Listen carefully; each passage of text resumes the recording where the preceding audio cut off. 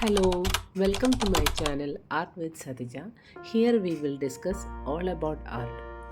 ഇന്ന് രാവിലെ ഞങ്ങൾ ഐക്യയിൽ പോയിരുന്നു കേട്ടോ, ബാംഗ്ലൂർ ഐക്യയിൽ കുറച്ച് സാധനം വാങ്ങിക്കാൻ വേണ്ടി പോയതായിരുന്നു. അപ്പോൾ പോയിട്ട് സത്യം പറഞ്ഞാൽ അവിടുത്തെ മെയിൻ അട്രാക്ഷൻ ഫുഡാണ് കേട്ടോ.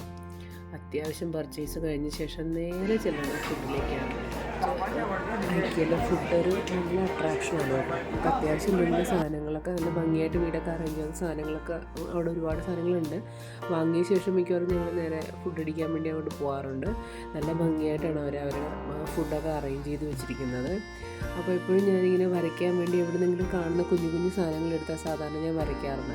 ഞാൻ ലാസ്റ്റ് ടൈം ഒരു വ്ളോഗിൽ പറഞ്ഞിരുന്നു, നിങ്ങൾ എന്ത് വരയ്ക്കുകയാണെങ്കിൽ കുഞ്ഞു കുഞ്ഞു സാധനങ്ങൾ എടുത്ത് വരച്ച് പ്രാക്ടീസ് തുടങ്ങുമെന്ന്. അപ്പോൾ ഡെയിലി നമ്മൾ എന്തെങ്കിലും കാണുന്ന നമ്മുടെ മനസ്സിനിപ്പോൾ ഇഷ്ടപ്പെടുന്ന ഒരു കുഞ്ഞു സാധനമായിരിക്കും, അത് പയ്യെ പയ്യെ ഓരോ ദിവസവും ചെറുതായിട്ടെങ്കിലും വരച്ച് തുടങ്ങുമ്പോഴത്തേക്കും നമുക്ക് അതിൻ്റെ അതൊന്ന് ഒത്തിരി വ്യത്യാസം നമ്മുടെ ഡ്രോയിങ്ങിലെ ഇമ്പ്രൂവ്മെൻറ്റ്സ് നമുക്ക് ശരിക്കും ഫീൽ ചെയ്യാൻ പറ്റും. ഇങ്ങനെ ഞാൻ എവിടെയെങ്കിലുമൊക്കെ പോകുമ്പോഴത്തേക്കും അവിടെ മിക്കവാറും അതിൽ നിന്ന് ഞാൻ ചെറിയ എന്തെങ്കിലും ഒരു സാധനം എടുക്കാറുണ്ട്. അപ്പോൾ ഇന്ന് പോയി കഴിഞ്ഞപ്പോഴത്തേക്കും എൻ്റെ കണ്ണിലെ ഒരു സാധനം പെട്ടു കേട്ടോ. അപ്പോൾ ഞാനത് വരയ്ക്കാമെന്ന് വിചാരിക്കണം. ഒന്ന് രണ്ട് സാധനം എനിക്ക് തോന്നിയിരുന്നു. വീട്ടിൽ വന്നിട്ട് അത് ഡിസൈഡ് ചെയ്തിട്ട് ഏതാണെന്ന് വെച്ചാൽ ഞാൻ കാണിക്കാം കേട്ടോ വരയ്ക്കുന്നത്. ഓക്കെ,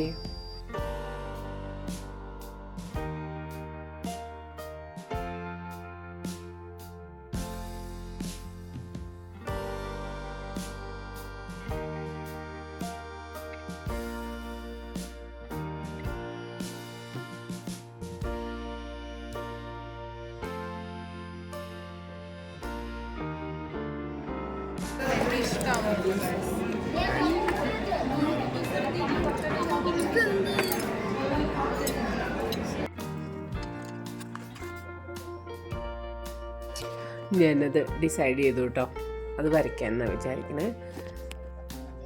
അതെങ്ങനെ പ്രൊനൗൺസ് ചെയ്യണമെന്ന് അത്തിരി ബുദ്ധിമുട്ടായിരുന്നു കേട്ടോ. വലിയ തപ്പി കണ്ടുപിടിച്ച് പറയണം ക്രൊസോൺ എന്നാണ് പറയണമെന്ന് പറഞ്ഞു. അപ്പോൾ അത് കാണാൻ നല്ല രസമുണ്ട് കേട്ടോ. ഞാൻ കഴിക്കാനും നല്ല രസമായിരുന്നു, കഴിക്കാനും എനിക്കിഷ്ടമായി. അപ്പോൾ ഫസ്റ്റിൽ തന്നെ ആസ് യൂഷ്വൽ ഞാൻ തുടങ്ങുന്നതിന് മുമ്പ് ഞാൻ പറഞ്ഞിരുന്നു, നമ്മളെടുക്കുന്ന ഒബ്ജക്റ്റുമായിട്ട് റിലേറ്റഡ് ആയിട്ടുള്ള കുറച്ച് ഷേപ്സ് പ്രാക്ടീസ് ചെയ്തിട്ട് വേണം നമുക്ക് സ്റ്റാർട്ട് ചെയ്യാൻ.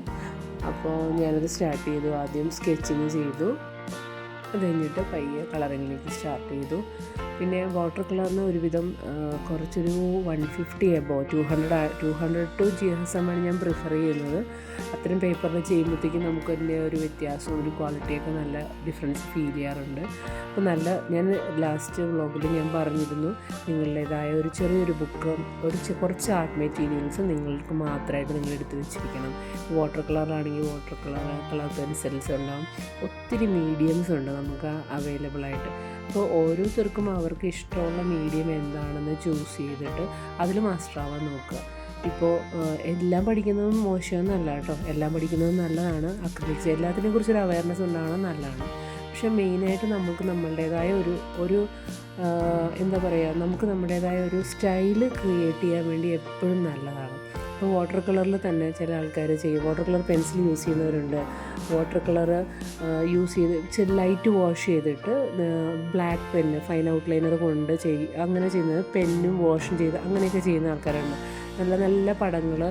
പിന്നെ അതുപോലെ തന്നെ റെഫറൻസ് ഇമേജും ഒരു ഇമ്പോർട്ടൻ്റ് ആയ ഒരു കാര്യമാണ്.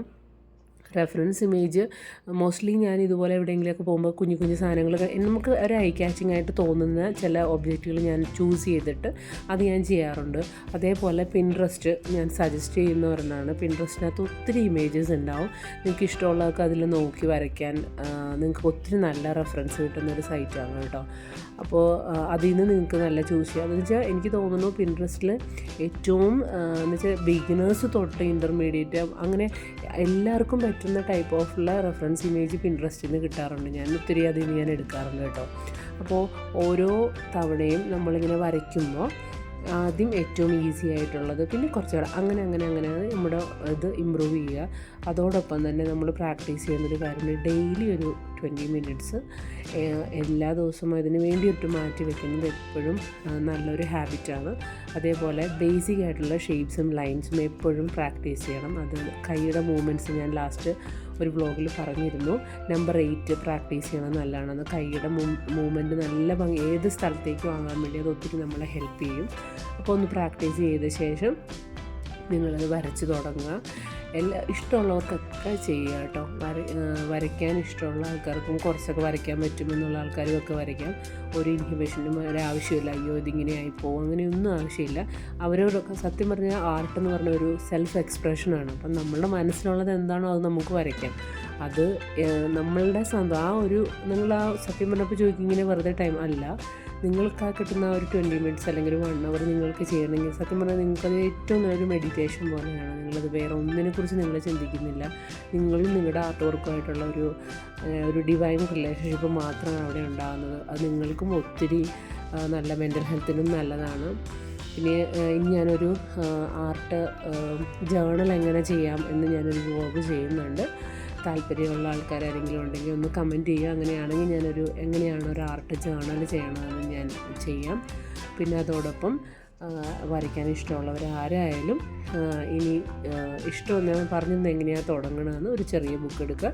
ചെറിയ കുഞ്ഞു സാധനങ്ങൾ വെച്ച് അങ്ങ് സ്റ്റാർട്ട് ചെയ്യണം കേട്ടോ. Okay, happy painting.